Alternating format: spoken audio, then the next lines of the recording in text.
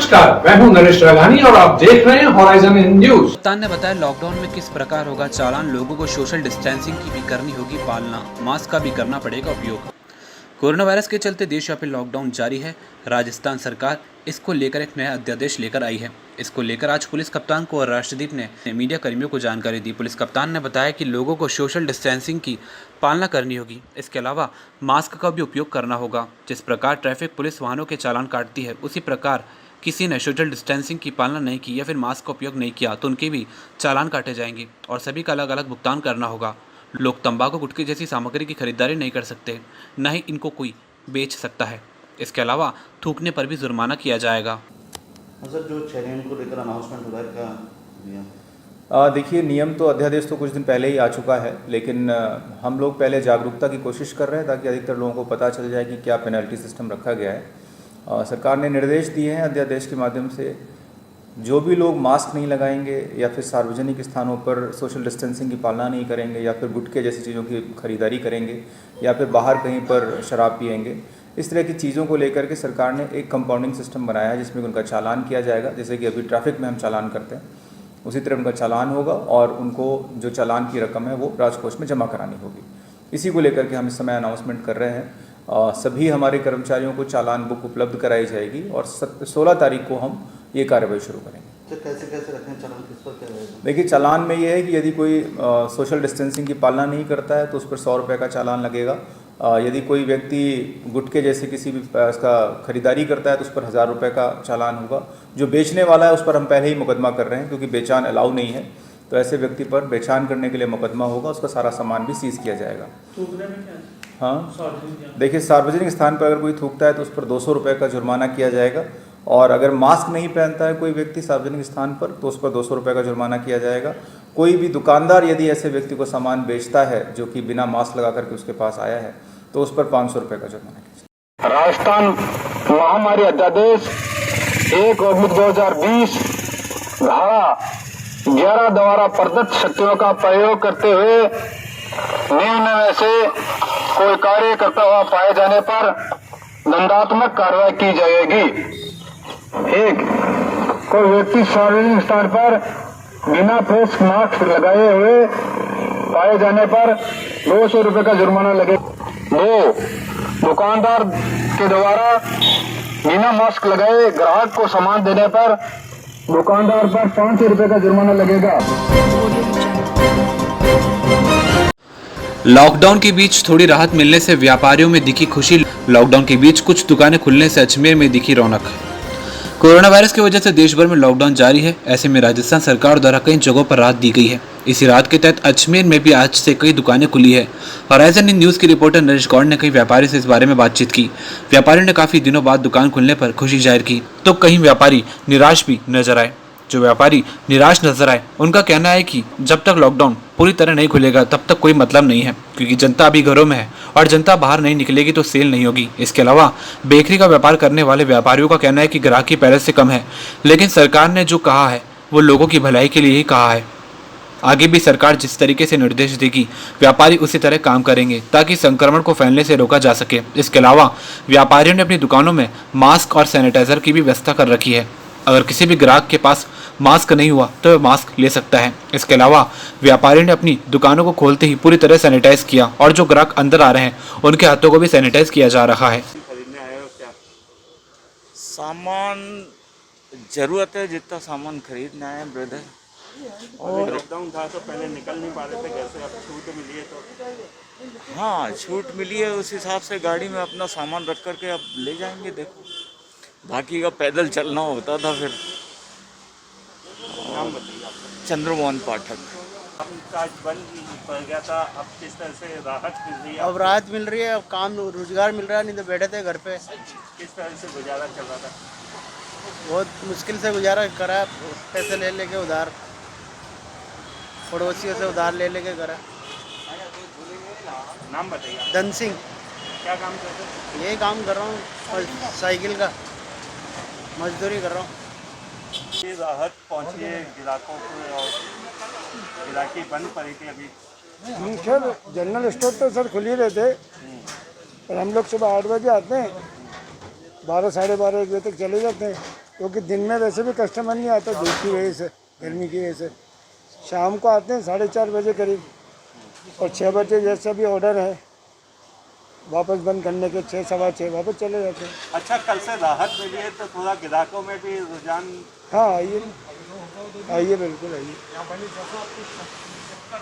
पहले अभी गिराकी भी कुछ असर पड़ा होगा कम? हाँ, कुछ लोग आ रहे हैं, छूट मिली है, जैसे पुलिस अभी रोक नहीं रही है लोगों को, तो थोड़ा रोड पे आ रहे हैं लोग लेने के लिए, गिराकी में भी इजाफा हो रहा है।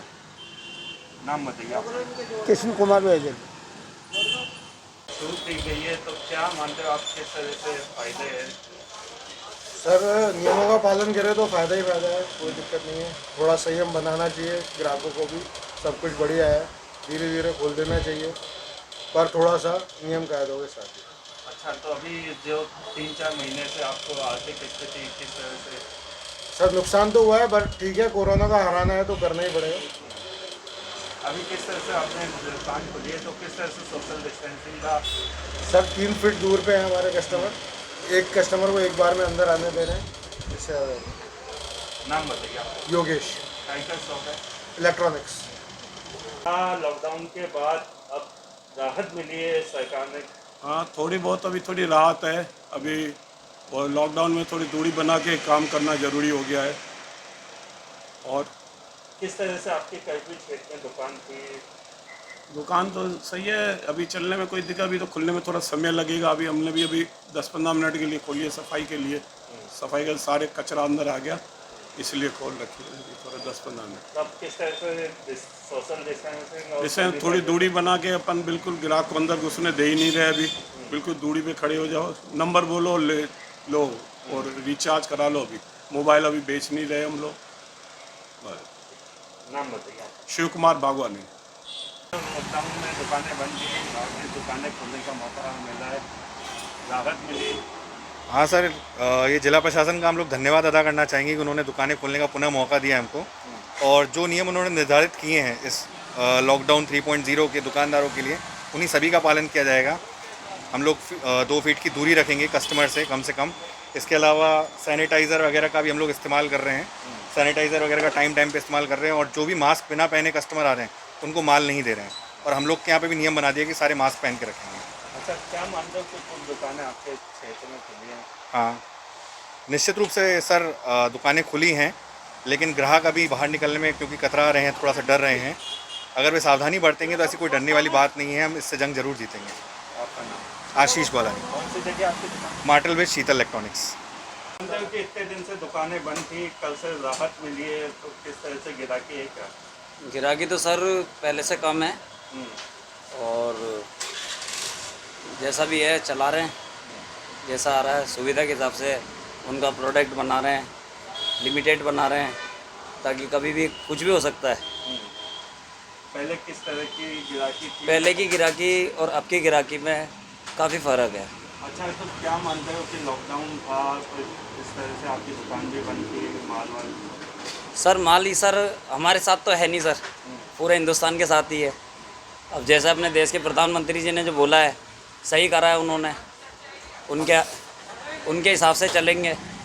2 दिन से अजमेर में 7 वर्षीय बालक घूम रहा है इधर उधर। अजमेर की गुजर धरती का रहने वाला है बालक। बच्चे ने बताया मां छोड़ के गई थी अकेला। अजमेर में पिछले 2 दिन से गर्वित नामक बालक इधर उधर घूम रहा है। आज जब जगदीश प्रसाद बैंक में स्टेटमेंट निकालने पहुंचे तो उन्हें गर्वित वहां पर दिखाई दिया। जब उन्होंने गर्वित से पूछताछ की तो गर्वित ने बताया कि वह अजमेर की गुजर धरती के पास रहता है। अलवर से वह अजमेर आया है। अलवर में गर्वित पढ़ाई करता है। गर्वित ने बताया कि इसके पिता की मृत्यु हो चुकी है, वहीं उसकी माता उसे यहाँ पर छोड़ के गई है और अभी तक नहीं लौटी।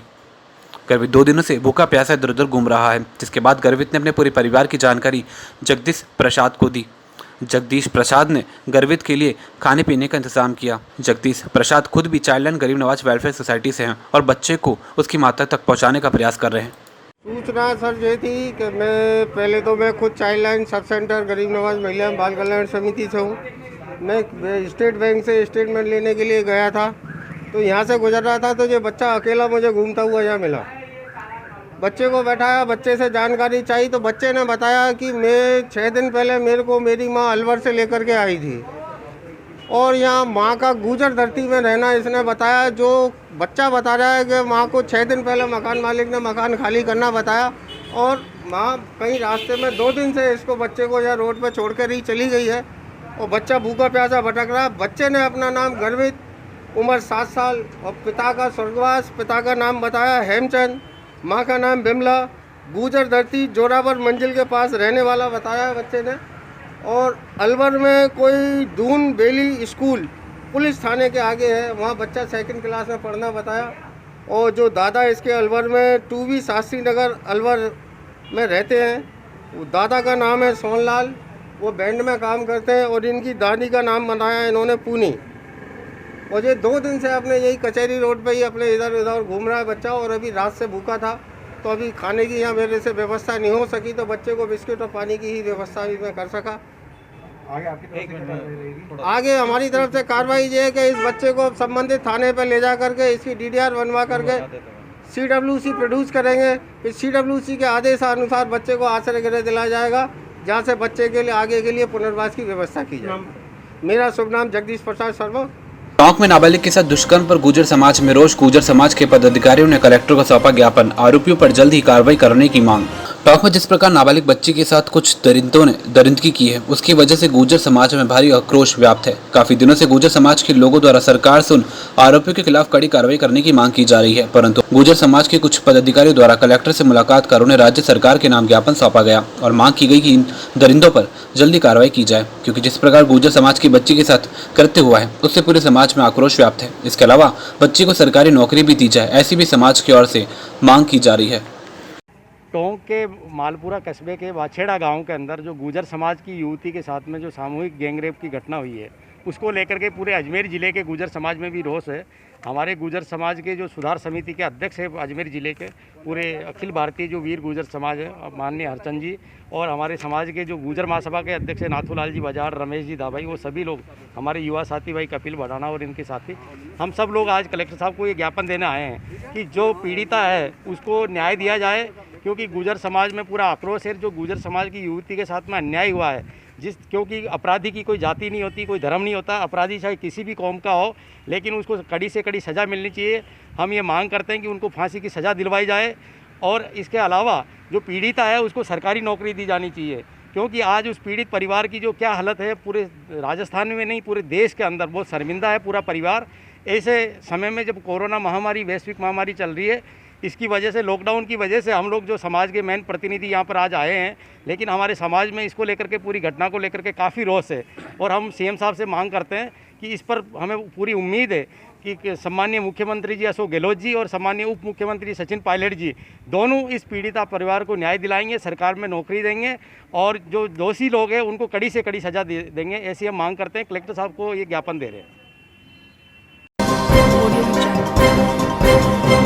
खबरें विस्तार से पढ़ने के लिए लॉग इन करें horizonn.com। सच के साथ।